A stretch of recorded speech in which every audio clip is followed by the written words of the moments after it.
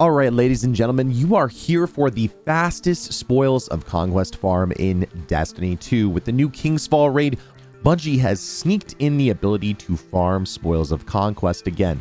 In case you're not familiar with what spoils of Conquest are, or maybe just living under a rock, they are a set of tokens, a consumable currency that you receive from completing raid encounters. In the past, we used to be able to farm this, but then Bungie turned it off, but now has seemingly turned it back on again. This is great, for example, if you want to pick up some of the Forsaken exotics or the exotic Sparrow always on time, or, for example, one of the highest DPS weapons in the game right now, Legend of AVARICE. And once you've completed the raid and killed the final raid boss of every raid past Deepstone Crypt, you'll be able to buy different rolls of weapons that you've picked up inside of the raid or farm new armor pieces. There are some fantastic different rolls on some of the King's Fall weapons, so many people are looking to pick up some of them, including the Zaouli's Bane hand cannon. It takes 20 spoils of Conquest to farm different rolls on weapons, so we need to optimize and figure out the fastest way to do that.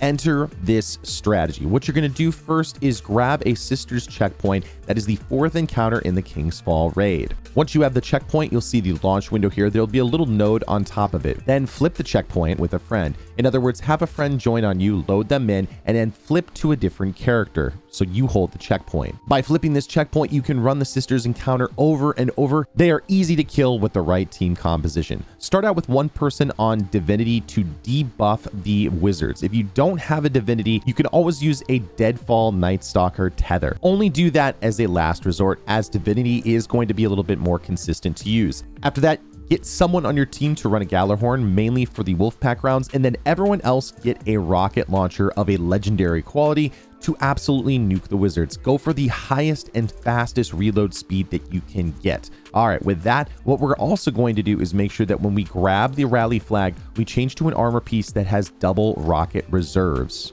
If you want to change to a different armor piece after that, that's totally fine. But what you're going to do next is run the Sisters encounter, but make sure that you're running it on a character that does not have the checkpoint. Make sure that you flipped with a friend. If you don't know how the Sisters encounter works, here's how it goes. One person on your fire team is randomly going to be torn between dimensions. You need to use this ability of being torn between dimensions to steal the shields from the 2 sisters. I've notated them on this map here with the 2 stars. There are 4 plates in this room that you need to interact with, but you don't need to step on all 4 at the same time. In fact, you just need to step on 2 in a certain order. Have 4 people in your fire team be responsible for one of the plates, and then have one person in the front and one person in the back to cover in case if someone else gets torn. So here's how the process goes. You're going to find the knight and the green plate to start the encounter.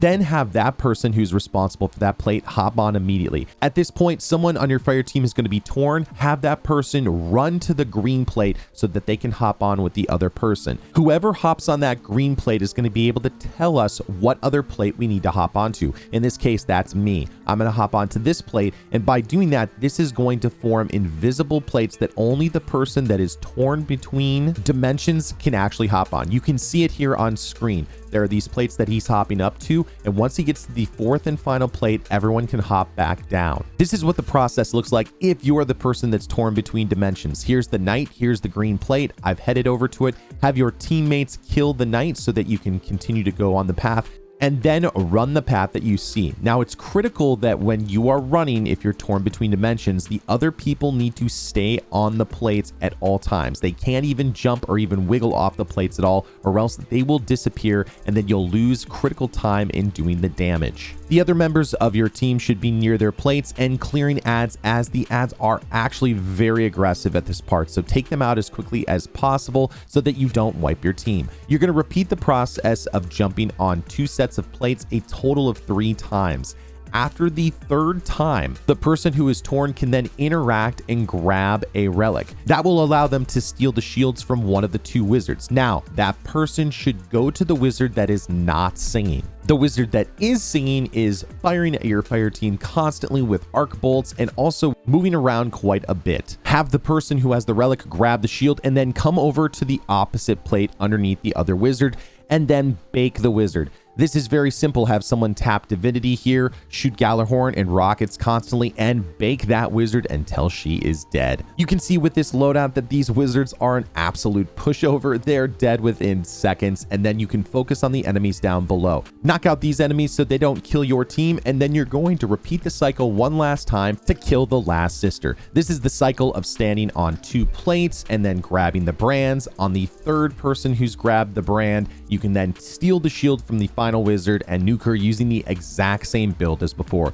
This is by far the fastest spoils farm in the game because you can just literally kill the wizard at this point, go back over to the chest once she's dead, and then go pick up the spoils, flip over to the character that has the checkpoint, load in some friends or a raid team so that you can run the encounter again and farm it to your heart's content. With a really solid set of runners, you can probably do this in 3 to 5 minutes for every single run. It is 5 spoils for every run, and it is very easy to do. By far, this is the easiest and best Spoils of Conquest farm in the game currently, and all you need is a sister's checkpoint and a group of friends to play with. If you need someone to help you out with this, you should make sure to stop on over to twitch.tv/Manodestra. From raids to grandmasters and exotic quests, I've helped thousands of guardians get their completions on other things taken care of, and we also have a great Discord community that is linked down in the description below, and we'd love to have you. If you like Destiny content and you want to stay up to date, make sure you subscribe and turn on notifications. It's absolutely free and you can change your mind later, but that way you won't miss out on anything else. To help out the YouTube algorithm as well and share this video with other guardians, make sure to gently tap that like button